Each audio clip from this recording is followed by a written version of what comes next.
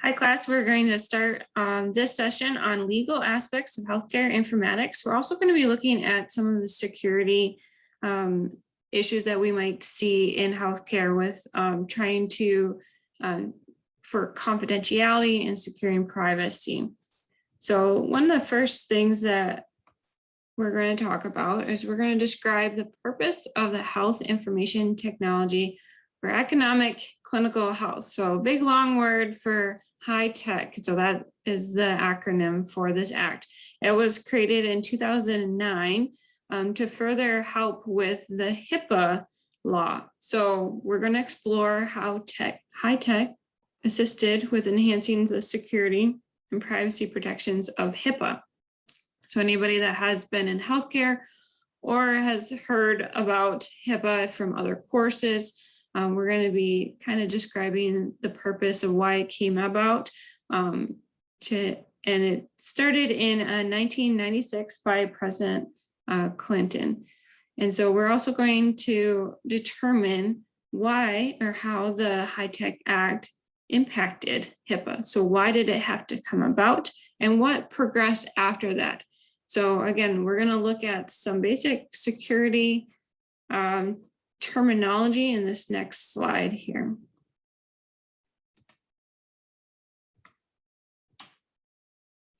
So the first thing I wanted to kind of go over is protected health information. This is going to be a topic that you're going to hear about a lot, especially with security and confidentiality.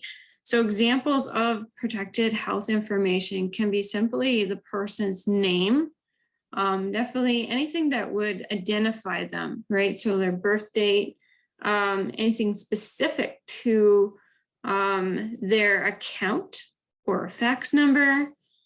And then of course we can go into more details of their data that they personally own. So going into the email address, city, even discharge date. So as you can see, obvious ones are social security number. We wouldn't want to expose that date of death even. So a lot of this is personal protected information. So this is our whole job as healthcare workers, is to make sure that we're maintaining confidentiality in many forms. And so one of them is protecting health information. So the next term I wanted to talk about were our workarounds. So you can kind of put your mind around it. A workaround could be something like a shortcut. It does involve technology and the healthcare worker.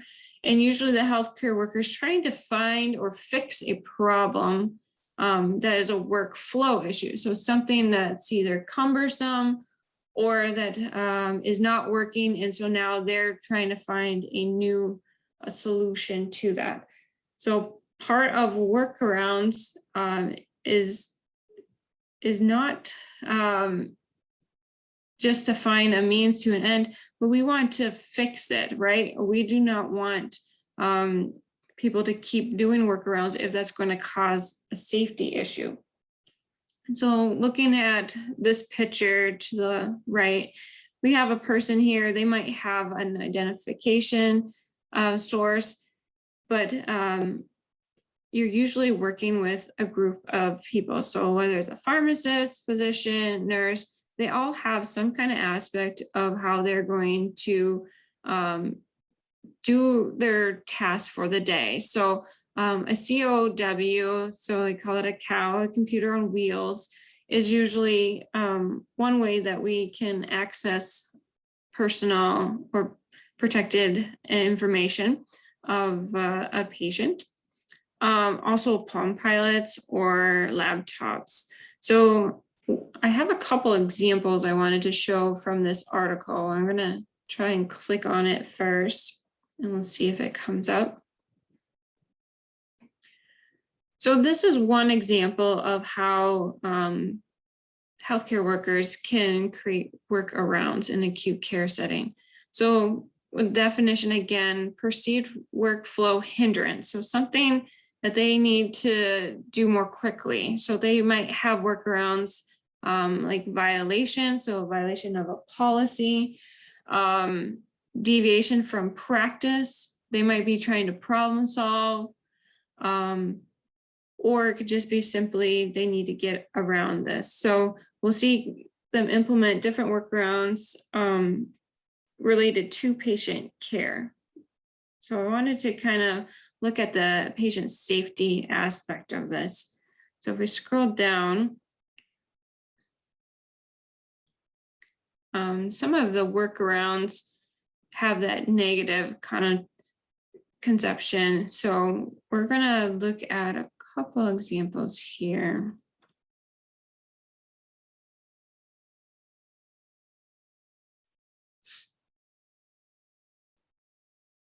As you can see, there's countries from all over, and they looked at many different specialty units as they were doing these studies. I'm going to scroll a little bit further here. Okay, so some of the workaround categories.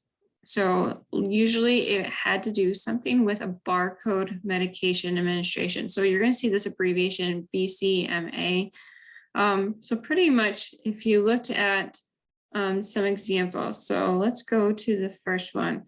So a nurse is using the barcode system, but they were observed to batch or clump and pre-pour medications, which involves scanning meds and multiple ID bands for multiple patients before commencing medication administration. So in a nutshell, is they were clumping care together. Instead of doing one patient's meds at a time, they were trying to just scan them all out, pour them all out, and then give them. So that obviously breaks a lot of different rules that we have for safety, medication rights, and of course, you know, the ability to mix up medications if you're doing them all in a clump. Another one was looking at paper-based workarounds in which doctors write orders on paper and then get the nurse's input to put it in to enter their orders later. So again, you're going to have safety issues. They didn't have time. They just wanted to get that order through. And so there could be transcription errors with that.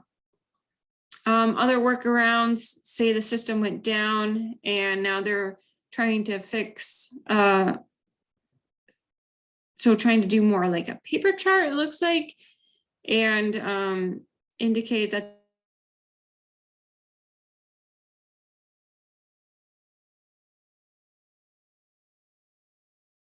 the medication should be stopped. Another workaround, Cardexes, which is another, and not entering it into the computer. So pretty much we're not getting the real time and we're not fixing the issue. So there's a lot of different things. This one is about not scanning the patient's wristband. So it goes on and on. So I just wanted to give you an article that kind of discussed the safety issues of workarounds. And so those workarounds increase patient risks and increase a lot of errors that could happen, right? So let me go back.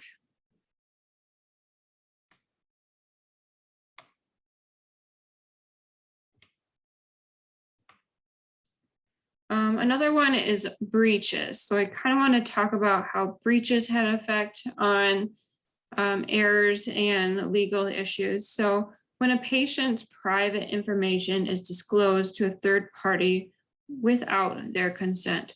So breaches can happen internally or externally. You think a third party, you think of something outside of a facility, but it can be as little as, or minor, as having somebody share information with another person without their consent. So I have another article I found. And we'll see if we can pull it up. Here it comes. So this one is on confidentiality breaches and what happens in hospitals. So as we can see, we're trying to safeguard the well-being of the patients. And so they're looking at who are the types of people that are sharing this information or breaching it. And these are like the different departments that they surveyed, the confidentiality breaches related to clinical histories, maybe disclosure of personal data, maybe situations with improper disclosure. And then we'll have different severities and then areas where they were breached and who breached. So it could be from physicians all the way down to students. So each health professional has a role to play in keeping their clients' information secure. So whether that's physically or whether that's, giving report or talking about their patient in an undisclosed place, so a public place. So as you can see here, the dark line imitates other public areas. So it could be hallways, it could be waiting rooms. So you could see the checkered one is nursing stations. That's a pretty high one. And then it's breaking it down into these specialties. The next one down shows it by who. So nursing staff. It looks like it's pretty equal amongst areas. But then you can see the students actually have the least amount and the physicians have the highest amount. So I thought that was kind of interesting. As students, we're taught to maintain confidentiality, and it's really drilled in our brains, and we can't leave papers out. We can't have anything identifying our residents or patients that we're working with. But yet somehow, as you gain more experiences, it seems like they are laxing in this area. So the more breaches of confidentiality are occurring, which is something to note and to identify it as we see it. So I'm going to go back. The other two areas I wanted to touch on are security networks and threats to security. So I have a blog and a video that you can click on that kind of describes what are the main threats to security and how we can better secure data. So if you have security networks or threats to security as your discussion for this week, I really want you to kind of look at these two. So I'll just click on the blog one because I don't think I can play the video. But some of the top security threats in healthcare are related to cybersecurity. And of course, that comes up. So medical equipment devices, internal threats, so the actual staff, or it could be like software. So different hijacking agents, or whatever you want to call them, they really look at how strong the security measures are within the software or cloud settings. So we're looking at different safeguards, some valuable tools. So we might have different cybersecurity tools, things that would help patch or strengthen maybe some weakened software or different whatever the systems they're using in that organization.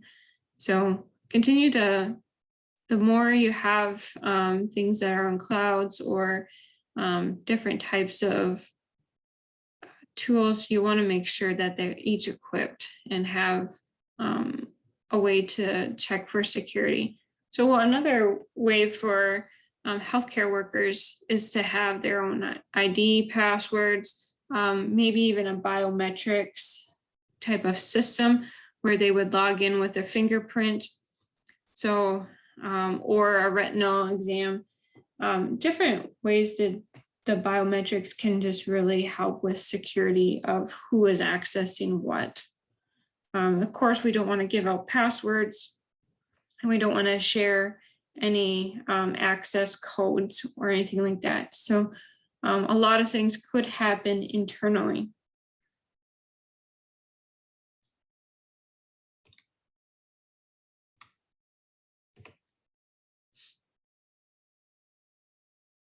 Okay, and we'll go back to our slideshow here, a second.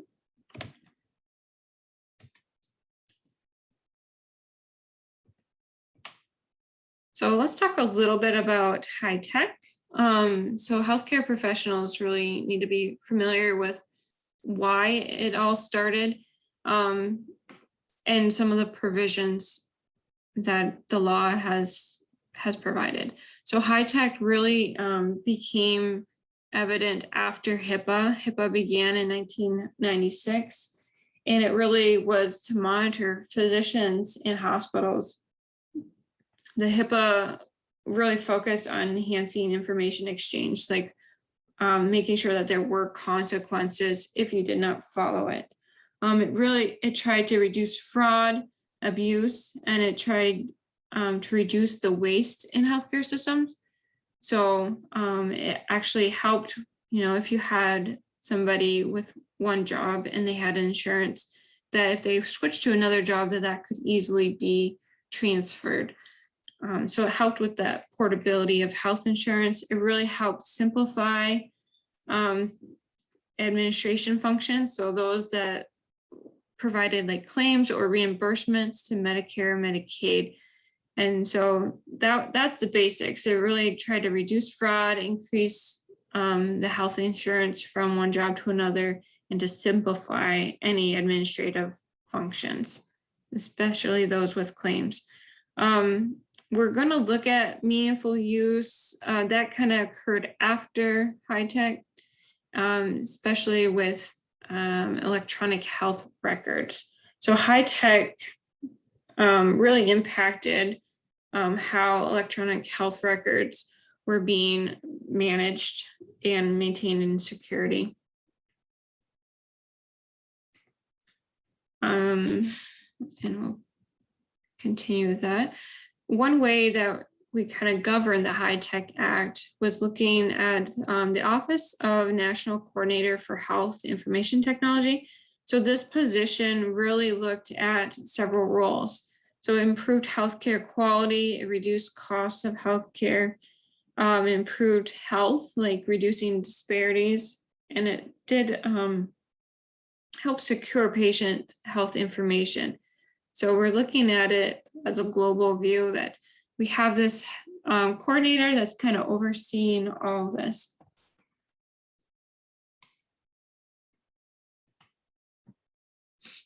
And then how did it develop? So how did nationwide infrastructure begin, right? So we have health information technology that we're now storing in computers and in clouds.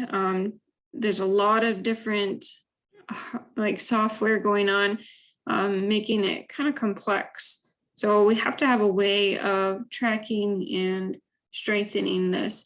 So there was monetary incentives, so available to clinicians and facilities who actually implemented electronic health records, EHR systems. And so I was part of this process. 2009 is when it started and really rolled out the next couple of years after, as I began working in healthcare. And so we would have super users, we would have people on board to kind of bridge the gap and make sure that we were getting online with all of our electronic records. So that it started off with charting, and then it went into barcode scanning and medication administration, everything up to your labs. So we were monitoring it all. Getting away from more of that paper route. So simplifying systems and processes. Looking at providers that did not adapt to these systems, they were subject to penalties. So they might have gotten fines, they might not have gotten reimbursements. So it was really important for hospitals to get on board and to have a plan with this. The intent of the act, so Health Insurance Portability and Accountability Act, it was intended to, like I mentioned, decrease fraud, enforce standards for health information. Really, our focus in healthcare would be the security and privacy of health information, but it really does a little bit more than that. It also helps with the health insurance portability for anybody that's going job to job. And then consequences, like President Clinton put into place that for institutions or individuals who violated this act. So different fines, but really it was having a hard time still with people following it. So that's really where HITECH came in after in 2009 to help enforce and strengthen HIPAA.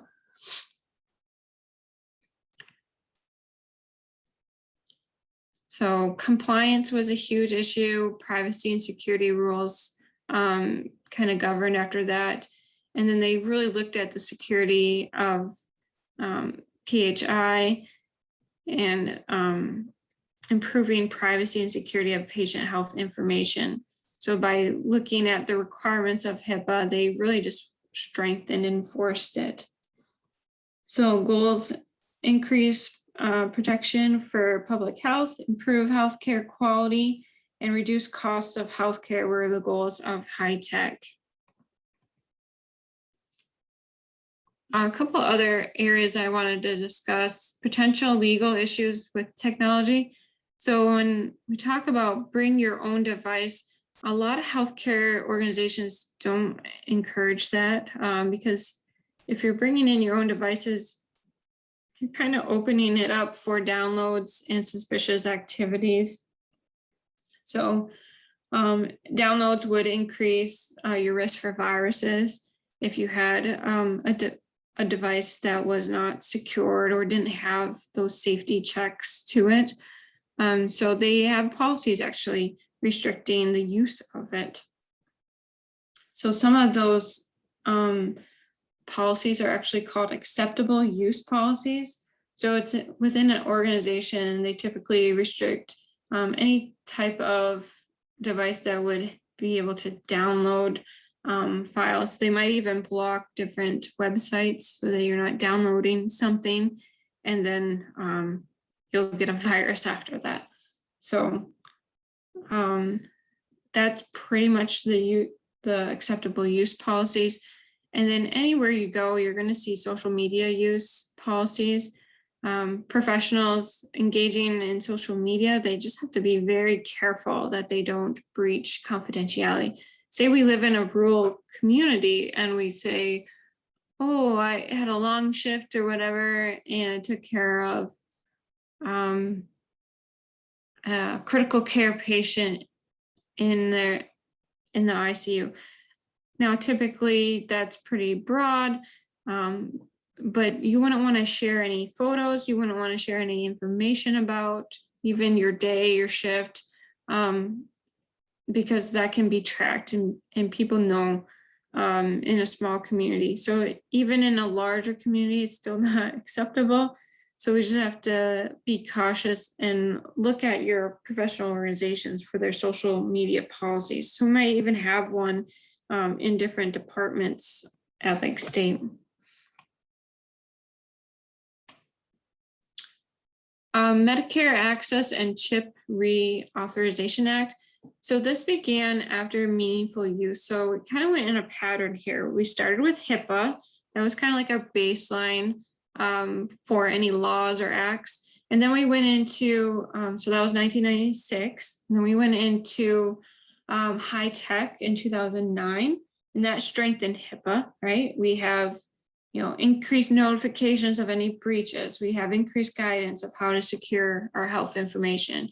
And then we had meaningful use that kind of looked at more of the insurance area, and now we had MACRA. So from 2010 to 2015, we have another regulated act, and this primarily affected payments. So healthcare focus shifts more towards care coordination services, reporting outcomes. So it was looking at the quality measures, and then replaces meaningful use guidelines, like I mentioned, from 2010. So each one of these acts are building off of each other. So don't be worried too much about all the abbreviations or what they are. Just know that the reason why they came about was because there was security issues, there was errors happening, there's cost issues and access issues. So this should have helped bridge that gap.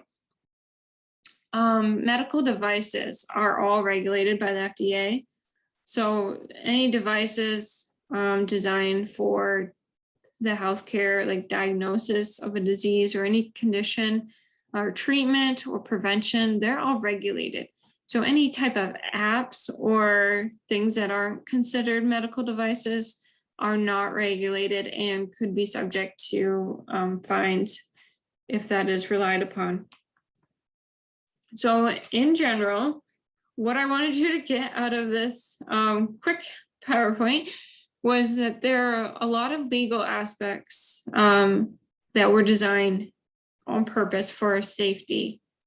So whether that's privacy rules, security rules, how information is shared, how is it protected, how are patients able to access? So can they access their own records? Who are they allowed to look, like who can access or be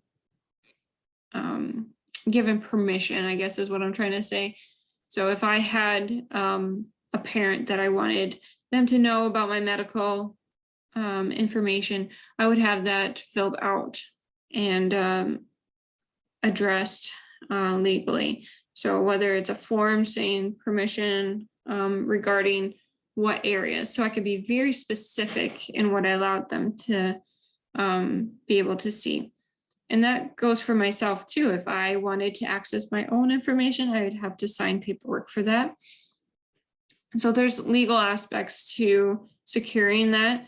Covered entities must not only establish a required level of security for PHI, but also sanctions. So employees that do violate it, we're going to have to make sure that they're tracking that. And so when we're looking at ways to track, are they using their own access codes? Are they giving them away? Are they trying not to follow workarounds? So we can identify any breaches that do occur.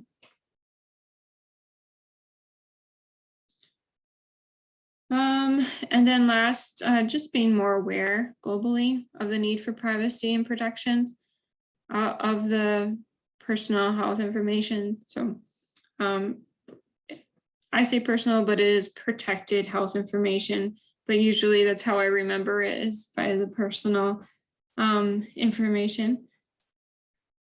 But I guess just a general understanding, because like I said, there's increased costs. So healthcare costs are over trillions of dollars right now per year. So it's about 11,000 per person a year, and that's from 2019's data.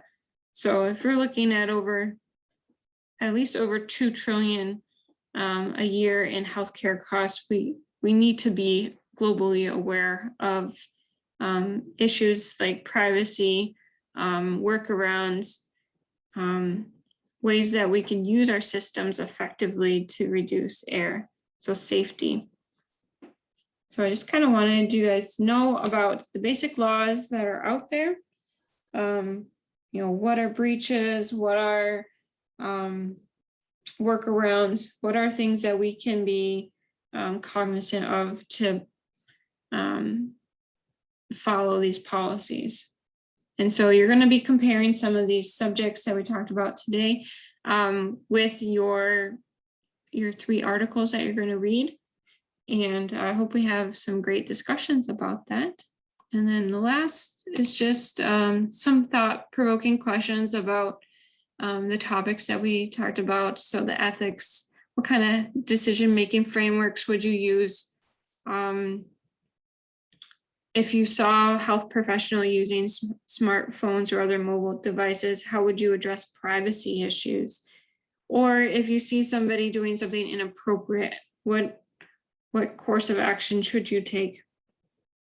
So we're kind of looking at it as a whole and more specific scenarios. So hopefully you were able to get a little bit more understanding of some of the legal issues that you might see in healthcare, and specifically in healthcare informatics. So